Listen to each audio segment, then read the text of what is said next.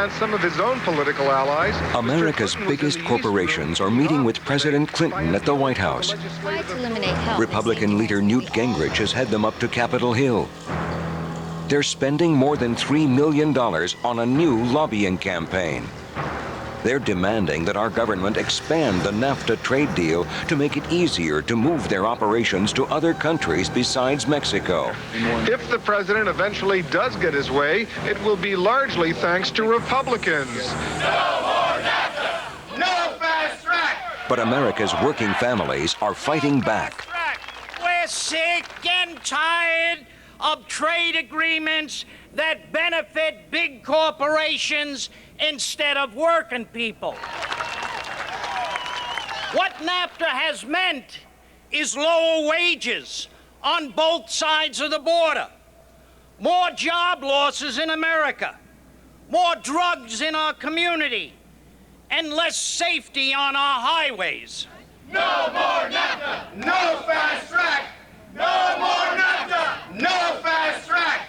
No more NAFTA! No fast track! No more NAFTA! No fast track! And then my mom took me to the hospital. Lindsay Donath was diagnosed with hepatitis A, a virus that attacks the liver. As the days went on, my daughter became sicker and sicker and sicker.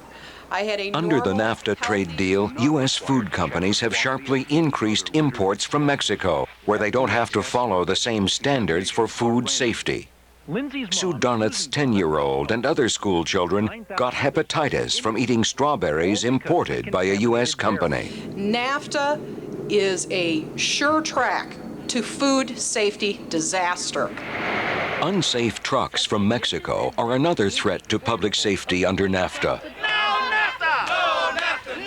2 years ago, public protests delayed the part of NAFTA that would allow U.S. corporations to use unsafe Mexican trucks on every highway in America. Will kill Americans. Trucks from Mexico are permitted to drive only a few miles into the U.S. to drop their freight. But under NAFTA, the number of trucks crossing the border has skyrocketed. Over 4,500 trucks enter this country from Mexico at Laredo every day. Thanks to NAFTA, this number is expected to increase by up to 5 times by the year 2000. 20 to 30% of these dilapidated trucks are carrying hazardous materials, high explosives, poisons, toxins, pesticides, and other things you don't even want to know about. In California, a truck carrying imported goods from Mexico for a U.S. company smashed into slow-moving traffic, killing 4 innocent people. More drugs are coming into the United States from Mexico than from anywhere else in the world.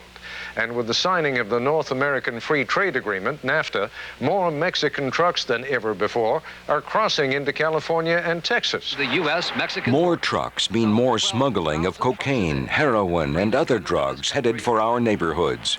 We have a half a dozen inspectors basically doing the inspections. You can see it's out of control. Richard Sparks is a former customs inspector who says... We are now able to search less than 1% of the cargo trucks arriving from Mexico. It's not so much the North American Free Trade Agreement as it is the North American Free Trafficking Agreement. For the godfathers of the drug trade in Colombia and Mexico, this was a deal made in narco heaven.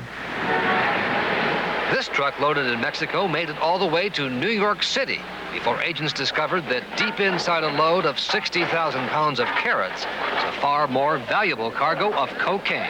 3,586 pounds of cocaine, the largest seizure in recent memory in New York. An unintended, but it turns out, not unexpected byproduct of the NAFTA agreement. I have worked there for the past 19 years. Nancy DeWint is one of more than 400,000 American workers who have lost their jobs under NAFTA. Her company, Swingline Staplers, was making good money in the U.S., but they could make millions more in Mexico, where they can exploit workers for only a few dollars per day. But what will I tell this little guy when time to go to college? Mommy don't have the money because she lost her job to NAFTA. All these highfalutin economists and corporate executives, they send the jobs to Mexico of blue-collar workers, but they don't replace themselves as executives with low-paid Mexican executives, do they? Newt Gingrich wants to give President Clinton authority to expand NAFTA under so-called fast track rules. Fast track allows the president to negotiate trade deals with a free hand, which Congress can then approve or reject, but cannot amend.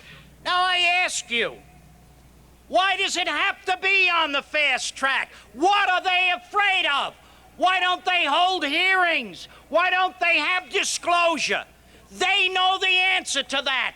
And it's because the American people know it's wrong for America. Instead of more trade deals that hurt jobs, wages, and safety standards in the U.S., we need trade deals that raise standards in other countries. Fast track is the wrong track. We're going to turn American trade around. We're going to put American trade on the right track for a change. A track that finally protects our jobs, a track that finally protects our air and our water and our food, a track that finally protects America's working families. We can show the world that environmental protection, safe food, and decent jobs don't have to be sacrificed as we take our place in the global economy. During the UPS strike, American workers stood together. They stood strong against corporate greed. We're going to continue to fight for good jobs.